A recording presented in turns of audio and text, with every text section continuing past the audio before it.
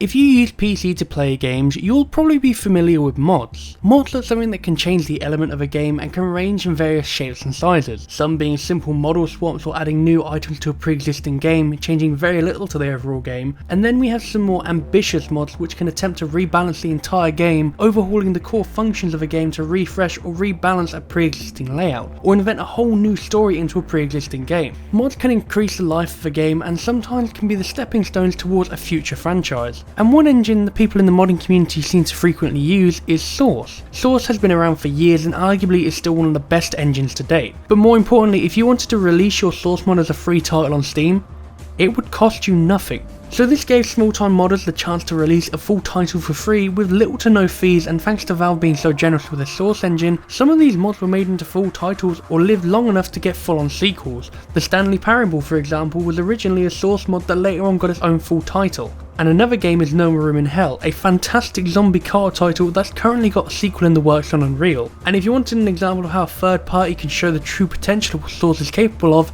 just look at Titanfall. Yeah, that's running on Source. Albeit a heavily modded version of Source, but it's still the base code of Source. Now, keeping on the theme of mods, I've played quite a few Source mods over the years, and out of all the titles I've played, there was one mod I played years ago that really stuck out for me, and that was a little free mod called Estranged. More specifically, Estranged Act 1. I've never actually played Act 2.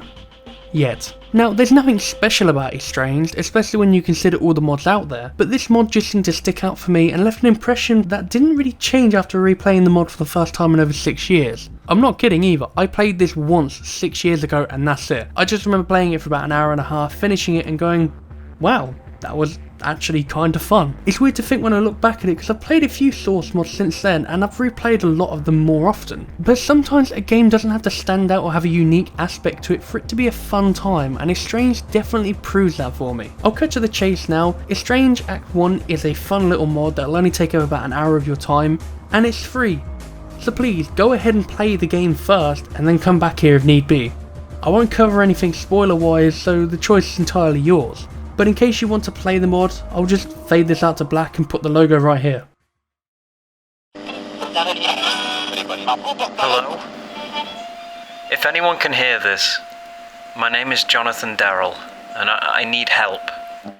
Estranged puts you in the shoes of a fisherman lost at sea during a heavy storm, who gets wrapped up into a series of unfortunate situations. When the game starts, you'll get a brief look at the interior of his ship, when the radio starts to pick up an SOS message from someone who needs help, before being blocked out by another message.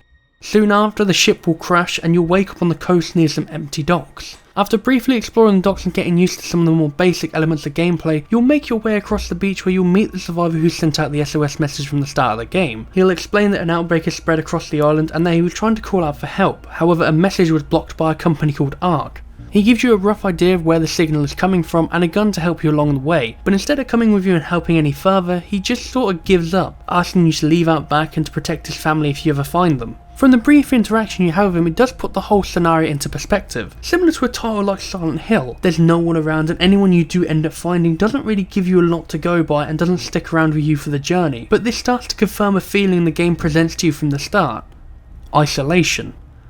And this feeling of isolation will stick with you throughout the entirety of the game. Everywhere has been abandoned, no one's about, and besides one person you meet, everyone else is out to get you, or worse, they're already infected. One of the two enemy types you'll encounter through the majority of this game is what I presume to be the undead. However, it's never on a major scale. The zombies you encounter in this game are similar to the zombies you'll see in Left 4 Dead, where they rush and attack you. However, unlike Left 4 Dead, the infected and estranged are very scarce and normally placed out of the way, so you'll only really get a response from them if you get too close to them. The other type of enemy you'll encounter towards the end of the mod are members of the cleanup crew from Ark, or if you've played Half-Life, the Rebels. Yeah, I did mention this was a mod earlier, right?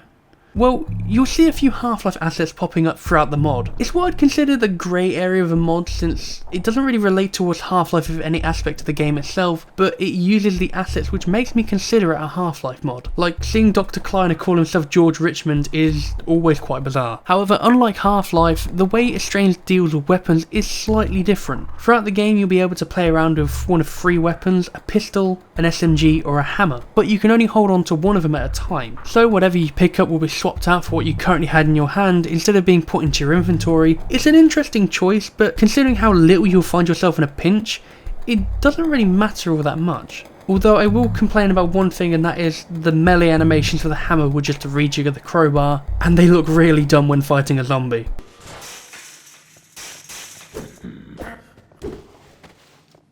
And that's pretty much it really. I wasn't kidding when I said there's nothing special about this mod. It's just a single player story with a rather straightforward setup, and it's just a mod I really seem to enjoy. Possibly because there's zombies in it. Overall though, the mod is around an hour to an hour and a half long, depending on how much time you put into exploring every single corner of the map. But either way, it's just a fun little mod to try out. And it's only an hour of your time, so what's wrong with that? In an ideal world though, I'd love to see the developers come back to the first one and remaster the mod into an actual game with custom models instead of using assets from Half-Life, but it'd be a waste of time, especially since they're currently working on Act 2, which is currently in early access, and just like the original, it's free on Steam. And considering the first act ends on a bit of a cliffhanger, I think 6 years is a long enough wait to finally try out the sequel.